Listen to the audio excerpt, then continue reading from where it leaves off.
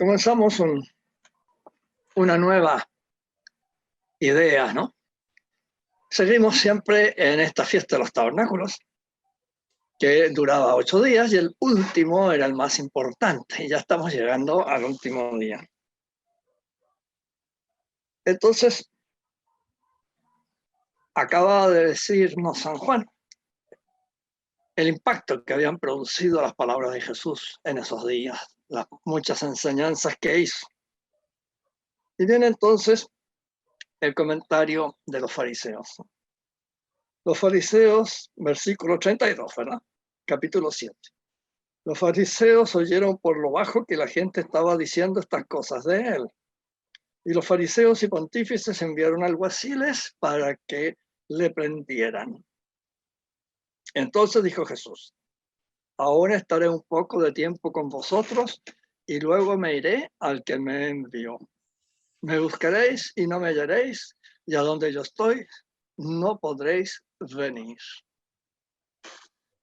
Detengámonos un momento en estas frases. Recuerden que los fariseos, el Sanedrín, han determinado ya matar a Jesús. Y por lo visto, en este momento deciden comenzar con eso, ¿no? Y lo primero, claro, es tomarlo preso. Envían entonces alguaciles, que son los guardias, digamos, del templo, ¿no? Y van a tomarlo preso, pero se detienen porque Jesús les habla, ¿no? ¿Y qué les dice? Es bien misterioso lo que él dice, ¿no? Aún estaré un poco de tiempo con vosotros y luego iré al que me envió. O sea, está anunciando su muerte y su ascensión. Entre medio está la resurrección, ¿verdad?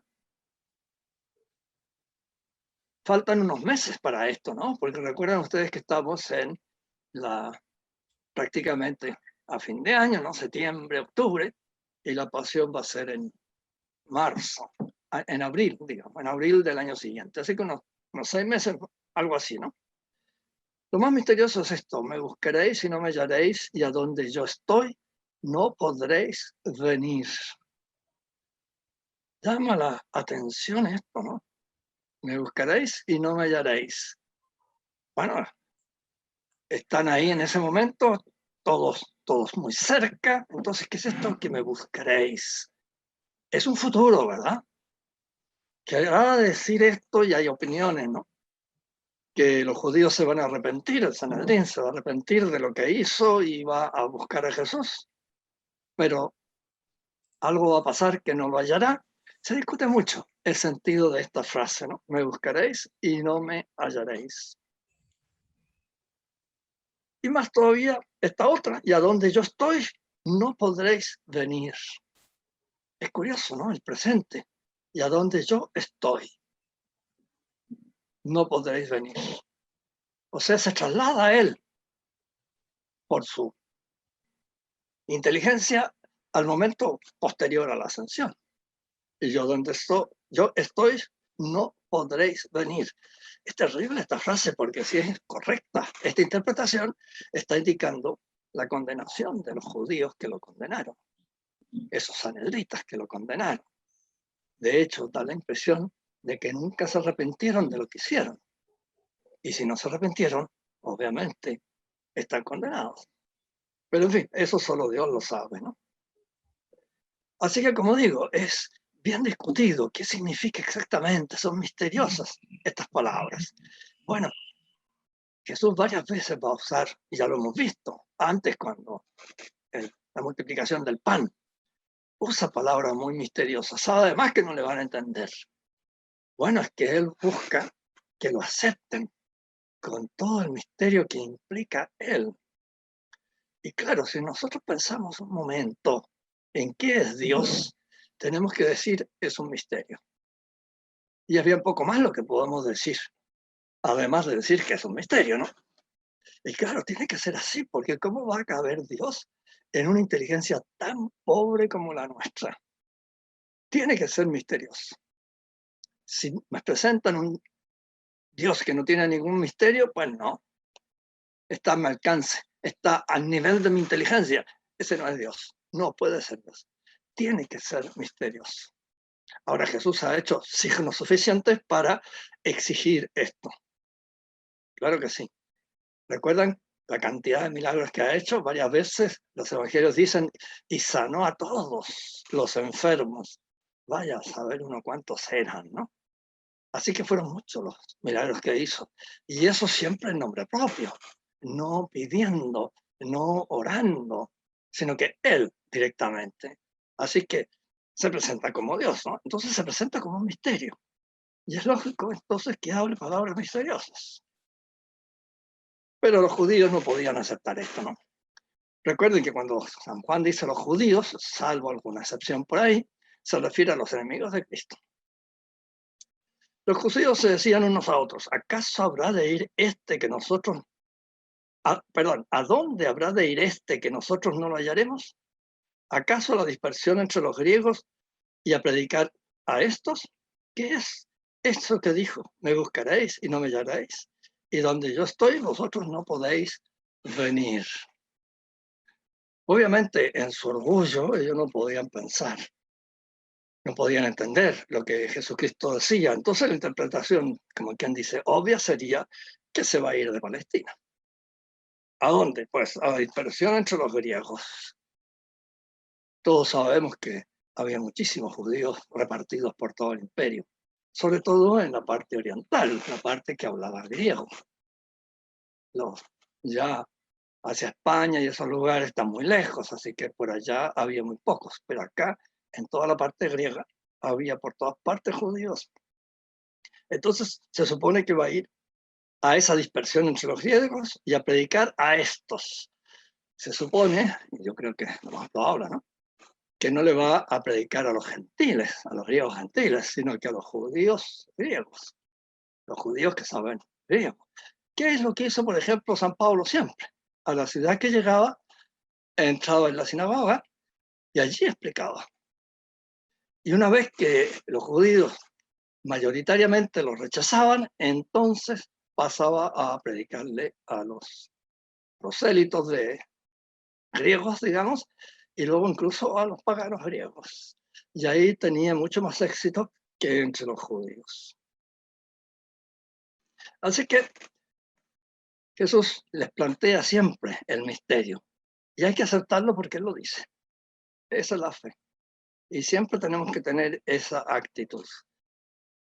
No se discute con Dios, ¿verdad? Lo hemos dicho tantas veces. Y llegamos así al último día, versículo 37.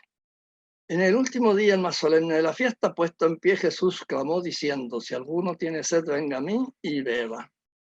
Quien cree en mí, como dice la Escritura, ríos de agua viva saldrán de su seno. Otra vez, una enseñanza misteriosísima.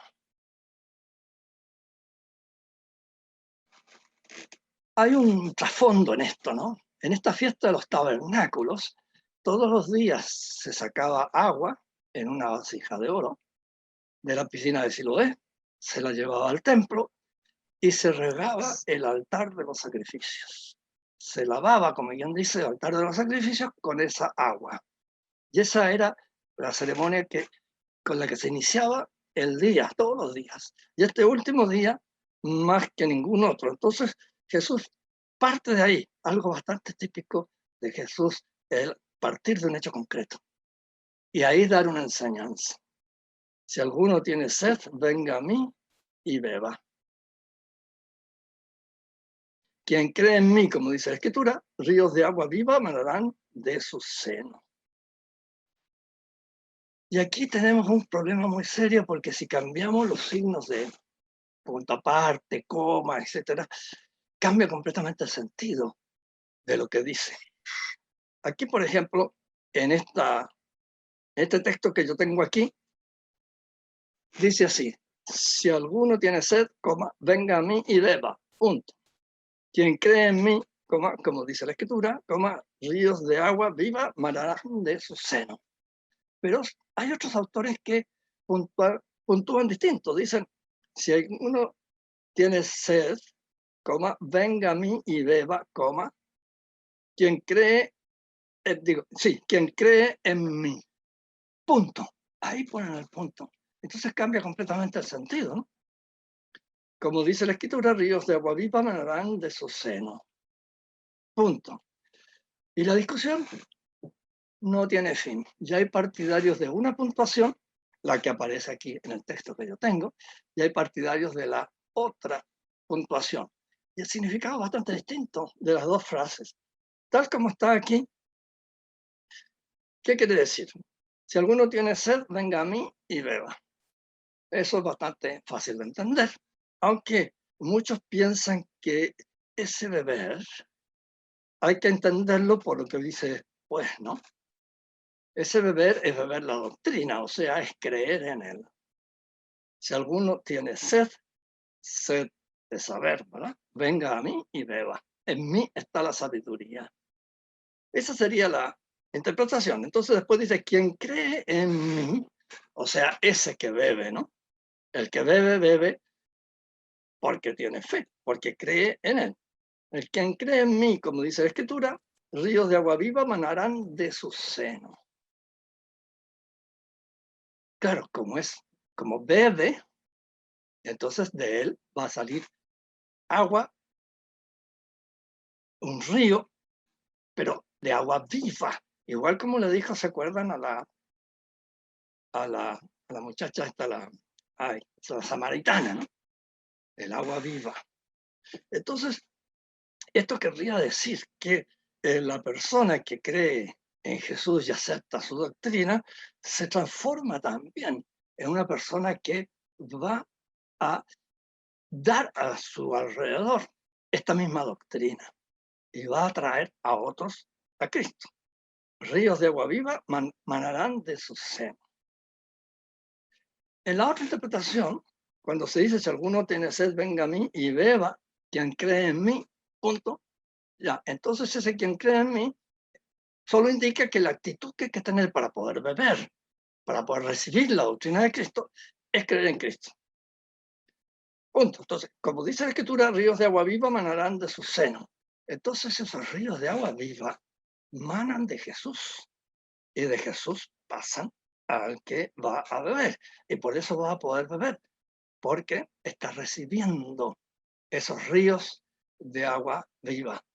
Estas dos interpretaciones tienen muchos argumentos, tanto la una como la otra. Y no hay una decisión pontificia que nos aclare. Recuerdo hace mucho tiempo, Pío XII hizo una aclaración y dijo, en un texto de la Escritura, aquí hay que poner la coma. Pero en este caso no hay ninguna declaración, así que no podemos saber cuál de las dos es la interpretación. Ahora, eso sí, San Juan hace una pequeña aclaración enseguida. Dice así, versículo 39, esto dijo del Espíritu que habían de recibir los que en él creyeran, pues aún no se había dado el Espíritu porque Jesús todavía no había sido glorificado. Entonces esa agua viva es el Espíritu Santo. Está revelando en forma muy suave, poco a poco, ¿no? La existencia de las tres personas Santísima Trinidad. Ha hablado mucho del Padre, de Él como Hijo de Dios, y ahora aparece este Espíritu que es esa agua viva. Bajo el nombre de agua viva se está hablando del Espíritu. Pero dice, Espíritu que habían de recibir los que en Él creyeran. Para recibir el Espíritu hay que creer en Cristo. Pero algunos teólogos se presentan este problema. ¿Acaso el Espíritu no actuó desde el comienzo de la creación? ¿Acaso no es el Espíritu el que inspira a todos los profetas de Israel? El Espíritu es el que inspira toda obra buena. Nosotros podemos aceptar o no esa inspiración, pero toda obra buena, el Espíritu es el que le está inspirándonos. De modo que el Espíritu ha estado siempre en acción, por supuesto. Pero aquí se ve la interpretación más normal que dan los teólogos, es que se refiere San Juan a esa efusión de Espíritu Santo que es el día de Pentecostés. Y ahí nace la iglesia. Y al nacer la iglesia de esa efusión del Espíritu Santo, como quien dice, oficialmente nace ese día, ¿no? el acta de nacimiento, digamos, las gracias del Espíritu Santo se van a distribuir en el mundo por intermedio de la iglesia. Hay que entonces ingresar en la iglesia, recibir el bautismo. Con el bautismo recibimos la gracia santificante, o sea, el Espíritu Santo habita en nosotros. Por eso San Pablo va a decir que nosotros somos templos vivos del Espíritu Santo. Claro, mientras estemos en gracia de Dios, mientras no lo expulsemos mediante el pecado, somos templos vivos del Espíritu Santo. ¿Y los demás qué ocurre? También a través de la iglesia les llegan las gracias actuales de las que hemos hablado tantas veces, ¿no? Cosas de que ingresen en la iglesia. Y por eso siempre se ha dicho de que hay cristianos católicos que no saben que lo son, y nosotros tampoco sabemos que lo son, pero que hasta donde ellos pueden recibir, están recibiendo esa gracia que viene de la iglesia, y al final se van a salvar, ¿no? Incluso se habla de místicos naturales, es decir, personas que no están bautizadas, que nada saben de todo esto y sin embargo han sido tan fieles a las gracias actuales que les da el Espíritu Santo, que han subido a un grado de santidad, incluso de mística. No sé si les dije hace un tiempo atrás, si lo recuerdan, no me acuerdo yo si lo dije, hay un maometán, un islam, en el Islam, un hombre que fue condenado a muerte y quemado vivo por sostener que en Dios había 3 personas. Y eso, claro, para un maometano no puede ser, ¿no? Dios es único, absolutamente único. Pero este llegó a comprender que en Dios había 3 personas y prefirió morir a negar esa experiencia que él había tenido. ¿Se dan cuenta el grado de profundidad mística que había alcanzado este hombre? Y siendo maometano, y no teniendo ningún contacto con el cristianismo, porque esto ocurre, no me acuerdo si en el siglo XII, XIII, XIV, por ahí, ¿no? En uno de esos siglos ocurrió este hecho. Entonces, claro, en el fondo de un país islámico no tenía ningún contacto con el cristianismo, y sin embargo llegó a ese conocimiento. Claro, Dios es mucho más grande que la Iglesia Católica, ¿no? La Iglesia Católica es el instrumento, y el instrumento nunca limita al autor verdadero. No, el autor verdadero puede usar otros instrumentos, ¿verdad? Puede cambiar de instrumento, cuando él quiera. El instrumento está totalmente sometido al autor, pero el autor no está sometido al instrumento. El autor es Dios, el autor de la gracia, el instrumento de la Iglesia Católica. El conducto habitual por el cual la gracia llega a todos los hombres. Pero Dios no está atado por la Iglesia Católica. Por supuesto que no. Así que esto lo dijo por el Espíritu que habían de recibir los que en él creyeran, pues aún no se había dado el Espíritu porque Jesús todavía no había sido glorificado.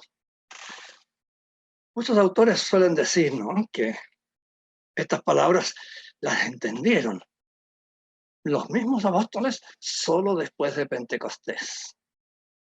Una buena prueba de ello tenemos que cuando van camino hacia el Monte de los Olivos, Jesús resucitado, rodeado por los discípulos, va a venir la Asunción. Y por ahí alguien le pregunta si en ese momento Jesús va a instaurar su reino. Estaban pensando todavía en un reino político, en un reino material, ¿verdad? Y no entendían todavía. Por eso el milagro del Espíritu Santo que los hizo comprender fue extraordinario. Sigamos entonces, versículo 40. Otra vez San Juan se pasa a las consecuencias de estas doctrinas. Recordemos que San Juan nos da un resumen muy, muy breve de lo que Jesús realmente dijo en cada ocasión. Así que quién sabe cuántas cosas más dijo en esos días. Algunos de entre la gente que oyeron estas palabras decían, este verdaderamente es el profeta. Otros decían, este es el Cristo. Pero otros replicaban, ¿acaso de Galilea ha de venir el Cristo? ¿No dice la Escritura que de la descendencia de David y de Belén, la aldea de donde era David, viene el Cristo? De esa manera se produjo división entre la gente a causa de él. Algunos de ellos querían prenderle, pero ninguno le echó mano. Otra vez entonces tenemos la incomprensión, las dudas, algunos más abiertos, algunos más dóciles a la gracia, se abren, ¿no? Pero otros se cierran. Vamos de a poco viendo estas palabras, ¿no? Este verdaderamente es el profeta. Había una enseñanza del Deuteronomio. Moisés, poco antes de morir, dice que esperen al profeta y ese les va a enseñar todas las cosas. Entonces existía la idea de que tenía que venir un profeta. Recuerden ustedes que entre San Juan Bautista y el último profeta hay más de 400 años de distancia, de separación. En la época de los macabeos, muchos se quejan. No hay un profeta. ¿Qué necesidad tenemos de un profeta que venga a explicarnos? Y no apareció ningún profeta. De modo que después de 400 y tantos años aparece San Juan Bautista. Por fin, un profeta. Pero tan poquito tiempo duró su predicación y luego lo mataron. Entonces se quedaron sin profeta. Entonces no era este el profeta que iba a explicar todas las cosas. Entonces será Jesús. Hay gente que se abre con esa idea. Pero fíjense, los que dicen el profeta no dicen el Mesías. De hecho, por ejemplo, los de Qumran, ¿cómo se llamaba esta gente? Los fariseos, saduceos y los Esenios. Los esenios, el tercer grupo, los esenios. Los esenios distinguían el profeta del Mesías. Y se suponía que el Mesías iba a ser el guerrero y el profeta iba a ser el religioso. Y ambos juntos iban a llevar a Jerusalén a conquistar el mundo entero. Así que existía esa división. Había bastante confusión en el ambiente, ¿no? No era claro qué iba a ser exactamente ese Mesías y qué relación tenía con ese profeta. Eran una persona, eran dos personas, había muchísimas discusiones, según parece, ¿no? Poco a poco se han ido encontrando esos escritos antiguos que por no ser revelados fueron siendo desechados por los judíos poco a poco, ¿no? Y claro, ahora los llamamos los apócrifos del Antiguo Testamento. Y ahí había muchos datos de este tipo. Y aparece entonces la figura de un profeta que viene, también la del Mesías. Pero otros replicaban, ¿acaso de Galilea debe venir el Cristo? O sea, aquí el Mesías, ¿no? ¿No dice la Escritura que de la descendencia de David y de Belén, la aldea de donde era David, viene el Cristo? Claro, eso lo tenían claro, ¿no? Recuerden que cuando llegan los magos a Jerusalén, preguntan por el Mesías que acaba de nacer, el rey de los judíos. ¿Y qué le dan a decir a Herodes y los sacerdotes? Belén, el profeta Miqueas, me parece que fue, dice que nacerá en Belén.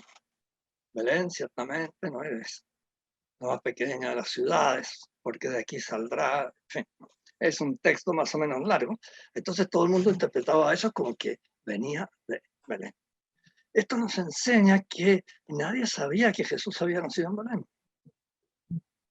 Se quedó, digamos, en la familia solamente de Jesús, en María, porque José se había muerto ya. María sabía perfectamente, pero parece que no lo había comunicado. Después se va a saber, pero hay que esperar a que Lucas escriba su evangelio. Marcos no dice nada. Y Mateo tampoco, que son los evangelios que se escribieron antes del de Lucas. Lucas va a decir que nació en Belén. Y va a hablar de los magos y todo lo demás, ¿no? Entonces había esta duda, esta objeción era muy seria. ¿Cómo va a ser el Mesías cuando sabemos? Conocemos su padre y su madre, José y María, conocemos sus hermanos, todo de Galilea, de Nazaret. Entonces,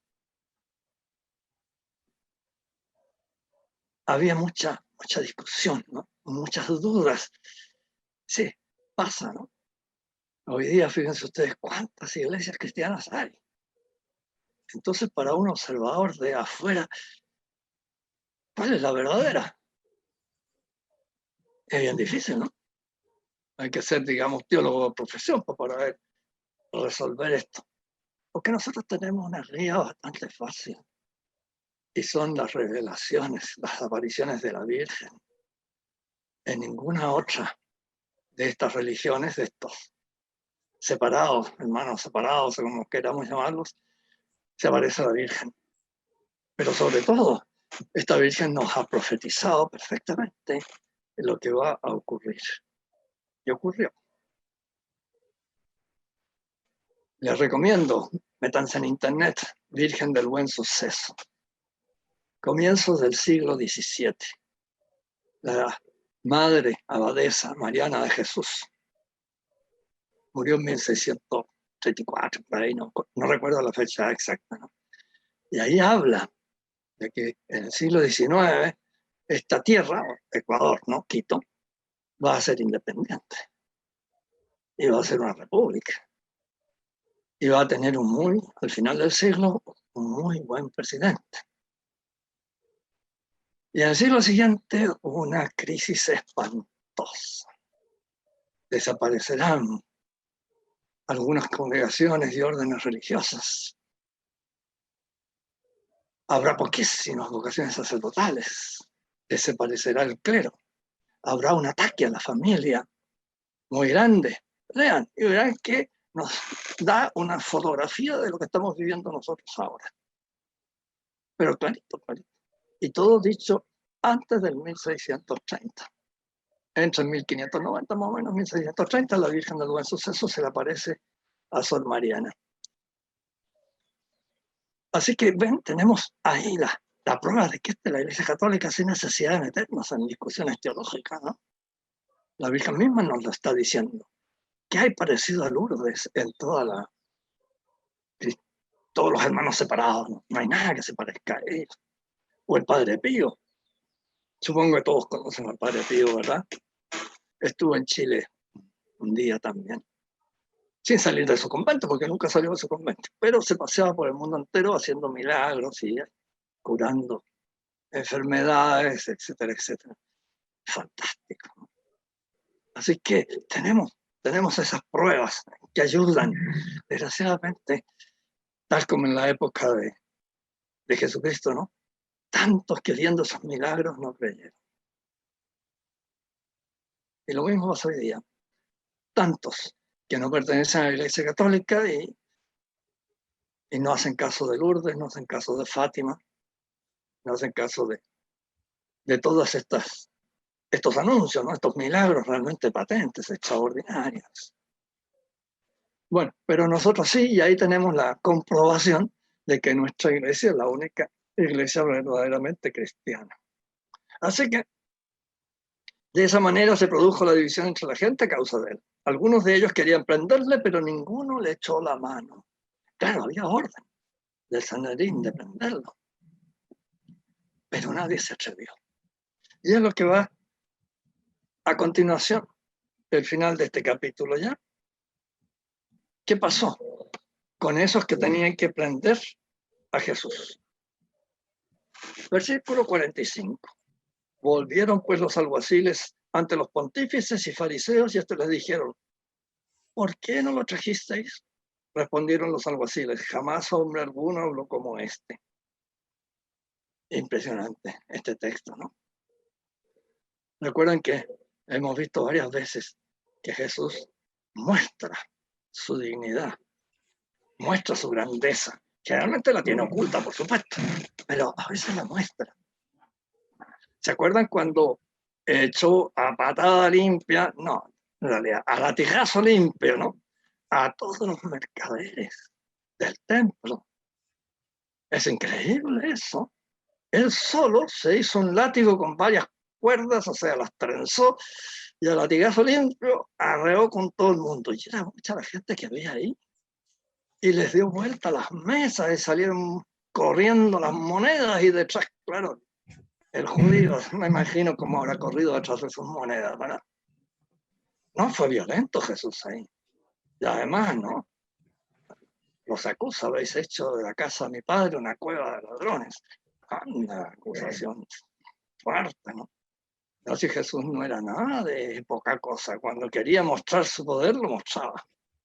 Acuérdense cuando lo van a tomar preso, dice yo soy. Y todos los soldados al suelo. Claro, Jesús muestra, ¿no? Lo que es a veces. Pero claro, él tenía que morir, entonces tenía que ocultar. La mayor parte de las veces no muestra esto, pero algunas veces sí. Entonces respondieron los alguaciles, jamás hombre alguno habló como este. Estaban realmente sobrecogidos por la majestad de Jesús y por su sabiduría, sus enseñanzas. Jamás sobre alguno habló como este. De modo que los fariseos y saduceos del Sanedrín, digamos, las autoridades de Israel, no pudieron hacer lo que pensaban hacer, matar a Jesús en ese momento. Lo hicieron 6 meses más tarde, más o menos, ¿no? Los fariseos les contestaron, ¿también vosotros habéis sido engañados? En vez de tratar de averiguar, bueno, pero ¿por qué?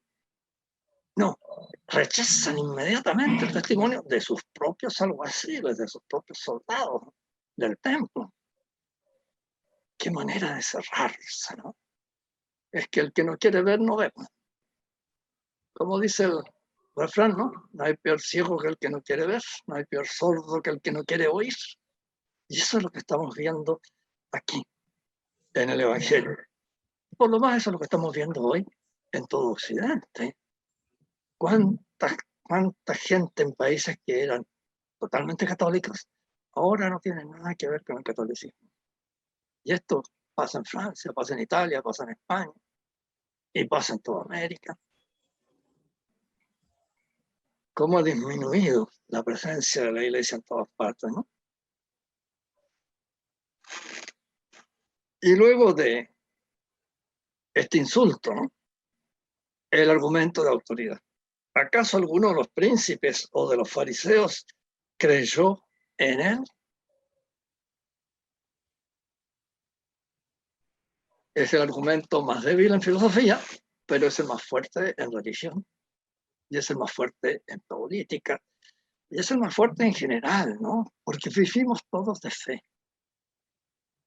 Aunque los científicos dicen que no, bueno, pero resulta que ellos, ¿qué hacen? Han estudiado en la Facultad de Medicina, por supuesto. ¿Y qué hicieron durante los 5, 6, 7 años que estuvieron estudiando allí? Fe en el profesor, fe en el libro, fe en el texto. Claro. Si nosotros tenemos que usar la fe, si nuestra experiencia es muy pequeña, ¿no? Llega a muy pocas cosas. De modo que le creemos al que tiene autoridad. Hagan la prueba, digan cualquier barbaridad y digan que lo dijo Einstein y nadie les va a corregir lo que ustedes dicen. Hagan la prueba y verán. Incluso algunos dan como autoridad a alguien que no existe y nadie se atreve, ¿no? Como dijo el famoso doctor, y lanzan cualquier nombre y la frase y todo mentira. Y la gente le cree. Si es el argumento más fuerte, sí, porque nosotros somos, a lo mejor, ¿no? Entendidos, expertos en una partecita de la sabiduría, de la ciencia, y del resto lo aceptamos por fe. Nada más. Y menos mal, ¿no? Imagínense que uno tuviese que comprobar todo. Imposible, ¿no? Imposible. No, creemos.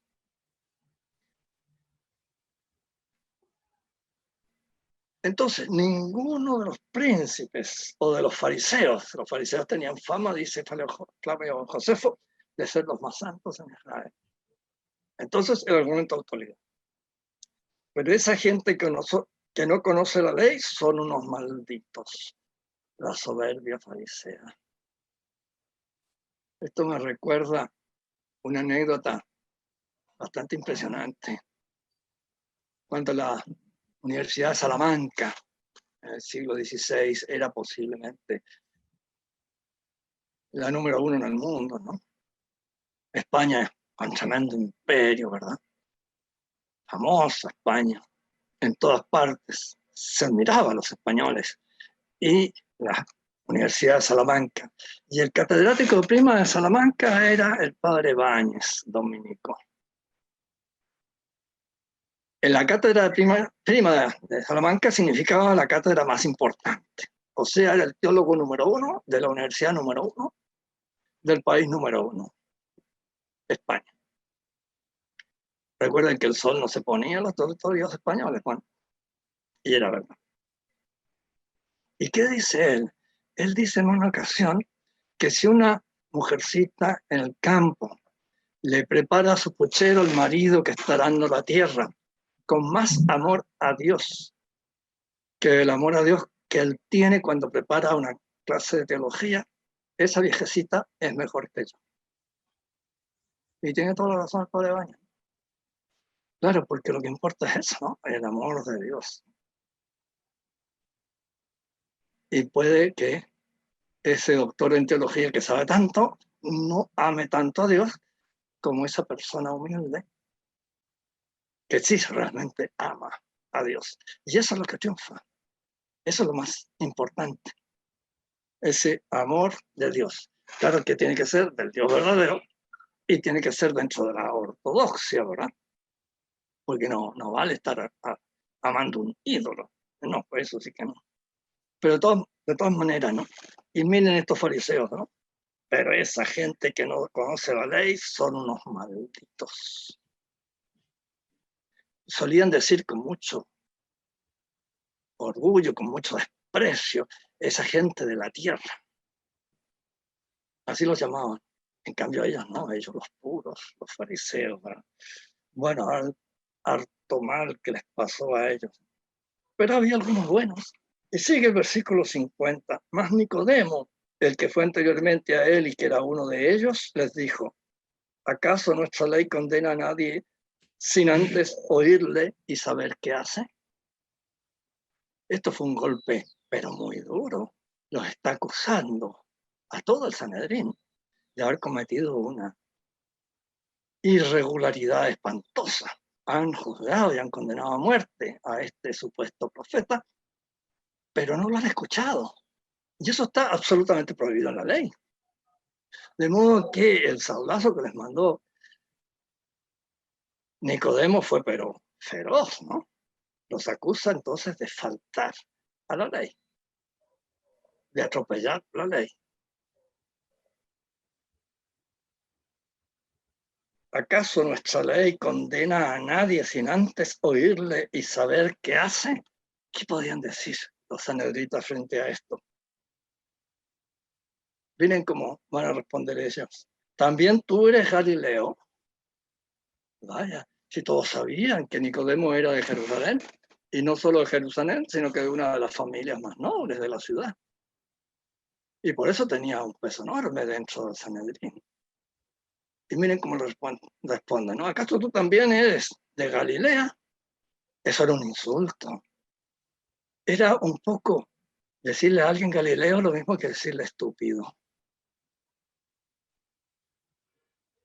En esa época. ¿Por qué? Porque como en Galilea se instalaron muchos griegos, la población era una mezcla de judíos, ¿no? De tradición y de griegos. Y se había producido muchos matrimonios mixtos también en la zona, ¿verdad? Entonces se consideraba una tierra casi pagana desde Jerusalén. De modo que había un desprecio enorme contra los galileos. Y después le dan un argumento perfectamente falso. Averigua y verás que de Galilea no ha salido ningún profeta. Vaya, qué argumento. ¿Y qué le cuesta a Dios sacar un profeta ahora de una tierra de donde no ha sacado ninguno, no? No le costaría nada, pero en fin. Pero además es falso porque el profeta Jonás era Galileo. De modo que en su obcecación, ¿no? ellos se les olvidó ese pequeño detalle. Sí, hay un profeta que viene de Galilea, y ese es Jonás. Y Jonás va a ser el que va a estar 3 días dentro del cetáceo, ¿verdad? Y Jesús les va a plantear eso como un signo, ¿verdad? Me piden una señal, bueno, les voy a dar la señal de Jonás. Y claro, 3 días estuvo muerto Jesús bajo tierra. Se cumplió el signo. Pero claro, como ocurre siempre, ¿no? Las profecías se entienden después de que se cumplen. Son un enigma mientras no se cumplen. Pero una vez que se cumplen, ahí entendemos. Y claro, esto se debe a una razón, creo yo, ¿no? Esta es opinión mía. Si quieren la siguen, si quieren no. Es que es muy importante que sea así, porque si no, van a decir, no, es que hicieron esa cosa porque como estaba profetizada, había que hacerla. ¿Se dan cuenta? Como se dijo que iban a nacer en Belén, entonces inventaron que Jesús había nacido en Belén. ¿Se fijan? Es una manera de refutar cualquier profecía. Y por eso es muy importante que la profecía no se entienda hasta que se cumpla. Entonces se dan cuenta, vaya, no sospechábamos que esto se iba a cumplir así, y se cumplió. Entonces quiere decir que es real esto. Y por eso tantas profecías sobre el Mesías que nadie las entendió. Sobre todo recuerden ustedes a Isaías, ¿no? Ese varón de dolores. Y ahí, en esos capítulos, 40 y tantos, ¿no? Está un poco distribuido en distintos capítulos las profecías sobre ese varón de dolores que cargó sobre sus espaldas nuestros pecados, ¿no? Es bien interesante leer eso y ver después, claro, lo que está explicando aquí Isaías es la pasión de Jesucristo. Y es exacto. Se cumple exactamente lo que él dijo. Entonces ya no se puede dudar, ¿no? No se puede dudar de que Jesucristo sí está profetizado, porque lo que nadie entendió se realizó. Y una vez que se realizó, ahora empezamos a entender. ¿Se fijan? Así que por eso es que las profecías tienen que, no todas por supuesto, ¿no? Pero muchas tienen que ser dichas así, de esa manera. Y luego termina con una frase muy corta, San Juan. Luego cada uno se marchó a su casa. Claro, después de ese sablazo que les tocó Nicodemo, ¿qué más podían decir? Lo mejor era irse, porque los había puesto claramente como infractores de la ley. La ley expresamente dice que no se puede condenar a nadie sin primero escucharlo. Y ellos habían condenado a Jesucristo sin escucharlo. En consecuencia, estaban en pecado grave todos ellos, por violar la ley, tanto que se vanagloriaban de conocer la ley y miren, no la cumplen. Es que el odio es terrible, ¿no? Es terrible el odio. Hace que las personas hagan muchos delitos cuando odian. Y aquí el odio a Jesucristo fue muy grande. Es un misterio tremendo. Piensen ustedes que la misión del sumo sacerdote era reconocer al Mesías. Eso era la misión de Caifás. Y miren lo que hizo, lo condenó a muerte. ¿Y lo condenó a muerte por qué? Porque era el Mesías. Pero no era el Mesías que él esperaba un Mesías guerrero y triunfador, y este Mesías aparece como una persona pacífica, una persona que no va a formar jamás un ejército. Entonces este no puede ser Mesías. Y por eso la pregunta, ¿no? ¿Eres tú el Mesías? Y Jesús le dice, sí, así es. Entonces reo de muerte. Una de las características del Mesías era el ser hijo de Dios. Claro que no dicho en sentido ontológico, ¿no? Como nosotros ahora sabemos que realmente es hijo de Dios, las 3 personas santísimas Trinidad, Padre, Hijo y Espíritu Santo. No. El pueblo de Israel era hijo de Dios, porque nace de un pacto con Dios, ¿verdad? Y poco a poco algunas personas piensan que efectivamente todo israelita, por el hecho de pertenecer al pueblo El escogido, al pueblo hijo de Dios, puede decirse también en cierto sentido que es hijo de Dios. Y varias veces en el Antiguo Testamento se llama a Dios Padre, Padre de Israel, por supuesto, pero también empieza a decirse Padre de los israelitas. Y ahí venía esa idea de que el Mesías iba a ser por excelencia el Hijo de Dios, porque iba a ser el que representaba a todo Israel, ¿no? Y lo iba a sacar de la dominación de las naciones extranjeras y los iba a llevar a la victoria. Entonces él era por excelencia el Hijo de Dios. Pero esto no en sentido ontológico, como lo creemos nosotros en nuestro dogma, sino que en un sentido aproximativo nada más. Piensen ustedes que en una ocasión Yahvé se declaró madre. Es bien curioso dice al pueblo de Israel, ¿no?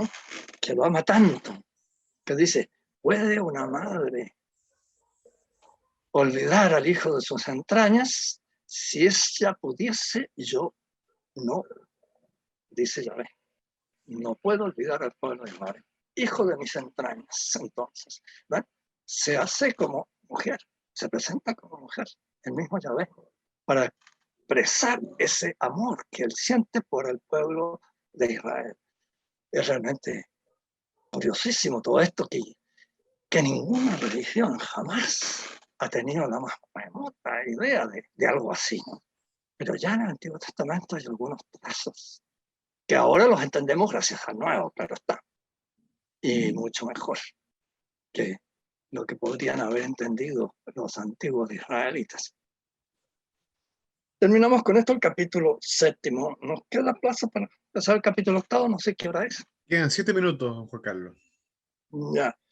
Bueno, es el caso de la mujer adúltera. No sé si vale la pena leer esto, porque mejor, creo yo, es leerlo todo de una vez, ¿no? Cuando se pueda, ¿no? Entonces Jesús se fue al monte de los olivos. Por la mañana se presentó de nuevo en el templo y todo el pueblo acudió a él y sentándose les enseñaba. Y ahí le traen la mujer, ¿verdad? Y vienen una serie de cosas que más vale explicarlas todas juntos, que ahora podríamos decir muy poco sobre esto. No sé si hay alguna pregunta. Sí, alguien preguntaba por acá arriba por qué algunos pensaban que Jesús era de Galilea. ¿No sabían todos que era de Belén? No, no sabían. Bueno, por este texto sabemos que no sabían. Además de que en los primeros evangelios que se escribieron tampoco se dice. Va a ser San Lucas el que lo va a decir. Es curioso esto. Es bien curioso porque, claro, todos sabían que que tenía que nacer en Belén. Pero Mateo no le dio mayor importancia a eso y Marcos tampoco. Y es San Lucas el que va a contar todo el viaje que hicieron y todo el problema antes de que había quedado embarazada, ¿verdad? La Virgen, después de ese viaje, José la quiere dejar, en fin, toda esa trama, ¿no? Y finalmente la llegada de los magos y luego la conmoción que se produce toda en Jerusalén, porque vienen a adorar al nacido rey de los judíos. Y ahí los mandan a Belén. Y luego de ellos se van por otro lado. Y como la Virgen y San José huyen y se van a Egipto y vuelven un tiempo después, pero no se quedan en Belén, siguen hasta Nazaret. De modo que en Belén se olvidó el asunto. Estuvieron poquito tiempo ahí, tal vez un año, un poco más, y luego no volvieron más. Entonces, desapareció la presencia de Jesús, de María y José en Belén. Perfecto. Es curioso esto, ¿no? Pero en fin. Bien. Creo que con esto estamos finalizados, ¿cierto? Por lo menos por este año el curso, don Juan Carlos. O sea, hoy quedamos en el capítulo 8. Yo antes del cierre, que obviamente el término de esta clase, quisiera dar unas palabras de agradecimiento, por supuesto, a don Juan Carlos Andón, quien debo decir que ha tenido total sentido de donación, total, absoluto, de donación, porque creo que es una palabra olvidada, profundamente olvidada, de entrega para comunicar estas realidades que son importantes, muy importantes de remarcarlas y señalarlas. También quisiera agradecer, por supuesto, a don Alejandro Tapia, que está por ahí, que es parte del círculo, a don Diego Vargas, que se encargó de hacer las grabaciones, y por supuesto a todos ustedes por su persistencia, por su constancia, por su confianza. Creo que es importante destacar eso. En un mundo donde hay tanta confusión, en el mundo actual, en un mundo donde muchas veces lo que debe decirse no se dice, particularmente lo digo por los pastores de la iglesia,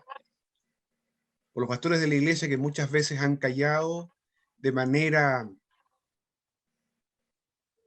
obcecada, sistemática, persistente. No hubo que utilizar otros objetivos más fuertes para no causar ningún escándalo, pero ciertamente ese silencio, esa anfibología, esa doble faz ha hecho daño y muchas veces ha alejado a tantas personas de la verdadera fe. En las horas que, por supuesto, nos afligen como país, nosotros, los que estamos acá, nos hemos volcado más de manera misteriosa a aquello que es primario, la fe, un don sobrenatural. Ciertamente ha sido un agrado todo este curso y por supuesto contar con toda su presencia. Debo decir también que este curso, aunque ustedes no lo vean, sí ha traído frutos. Debo decir que hay personas que han tenido la iniciativa, obviamente por gracia de Dios, de convertirse, porque al analizar que el Evangelio, sobre todo este de San Juan, habla sobre el logos, porque hay que recordar que dice en el principio era el verbo, en argein en o logos, comienza el Evangelio de San Juan. Habla precisamente de aquella ente primario que nos constituye a todos nosotros. Y por supuesto nos hace de alguna u otra manera contemplar aquello que Dante decía al comienzo del cielo. La gloria de aquel que todo lo mueve y que penetra el universo, resplandece en algunas partes más y en otras menos. Así que muchísimas gracias a todos ustedes y si Dios así lo dispone, nos veremos en marzo del próximo año. Muchísimas gracias. Gracias a ustedes por invitarme, porque a mí me encanta hablar de San Juan. Muchas gracias.